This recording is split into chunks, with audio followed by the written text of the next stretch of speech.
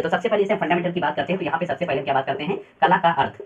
जैसे कला का अर्थ क्या है, मतलब व्हाट इज आर्ट, कला क्या है, ये सारी चीजों की जानकारी है। मतलब बेसिक है आपका, बेसिक तो यहीं से चलेंगे हम अगर कला के विद्यार्थी हैं तो हमारा बेस यही है कि हमें ये पता होना चाहिए कि कला क्या है। ठीक है, तो फंडामेंटल ये जानकारी रहती है कि कला का अर्थ क्या है, फिर कला की परिभाषा क्या है। ठीक, पहले एक तो अर्थ हो गया सामान्य, फिर कला की परिभाषा क्या है। अब अगर हम परिभाषा पढ़ लेते हैं तो परिभाषा के बाद अगर हम बात करते हैं तो परिभाषा, पहले तो हमने अपनी परिभाषा दे दी, फिर विभिन्न ग्रंथों की जो परिभाषाएं होंगी, बहुत सारे ग्रंथ ऐसे रहे हैं जहाँ पे कला की परिभाषा मिली है या कला का वर्णन किया गया है। बहुत सारे भारतीय विद्वानों और बहुत सारे वेस्टर्न जो भी आपके विद्वान या चिंतक या आधुनिक चिंतक जो भी रहे, उन्होंने कला की परिभाषाएं दी हैं, तो वो भी पूछे जाते हैं पेपर में। तो ये भी लिख लीजिएगा, विभिन्न विद्वानों के अनुसार कला की परिभाषा, जो भी कला की परिभाषा उनकी रही हो, हर एक विद्वान की परिभाषा अलग अलग है, वहाँ पे उनके क्वेश्चन भी आते हैं। नेक्स्ट देखिएगा आगे क्या है फंडामेंटल में, तो अब विभिन्न विद्वानों के अनुसार आपकी कला की परिभाषाएं हो गई, मतलब कला के बारे में आप जान गए। अब कला के बारे में जान गए तो कला के भी प्रकार होंगे, जैसे कला शब्द में तो आपका चित्रकला, मूर्तिकला, संगीत कला, बर्तन बनाना, ये सारी चीजें कला है। तो उसमें क्या है, तो अब नेक्स्ट आएगा आपका कला का वर्गीकरण। तो वर्गीकरण में जैसे सामान्य रूप से अगर वर्गीकरण किया जाए तो दो प्रकार का किया जाता है, ललित कला, उपयोगी कला। तो इसमें हम आपको पाठ्यक्रम बता रहे हैं, वो सारी चीजें बताने की आवश्यकता नहीं है, तो सिर्फ पाठ्यक्रम की बात कर रहे हैं अभी। नेक्स्ट आपका जैसे वर्गीकरण हो गया, तो वर्गीकरण के बाद क्या आएगा, तो उसमें नेक्स्ट पार्ट आ जाता है कला के 6 अंग। कला के अंग जैसे होते हैं, तो कला के अंग की अगर हम बात करें तो कितने अंग है, 6 अंग, जिसको हम षडांग के रूप में पढ़ते हैं। तो षडांग भी आपका जो आप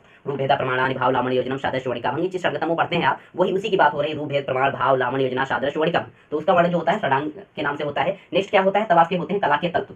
ठीक है, तो कला के तत्व तो सबको पता है कि कितने होते हैं, तो 6 तत्व यहाँ पे भी होते हैं, जैसे रेखा, रूप, रंग, तान, पोत, अंतराल या line, form, colour, tone, texture, space, कुछ भी कहें वहाँ पे, तो वो रहता है। उसके बाद क्या आता है, तो नेक्स्ट आता है संयोजन के सिद्धांत।